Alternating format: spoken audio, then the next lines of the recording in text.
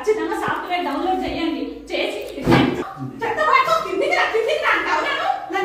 చెప్పు తీసుకోకుండా బతుకు సిగ్గు లేదా నీకు? సిగ్గు 9 9 4 5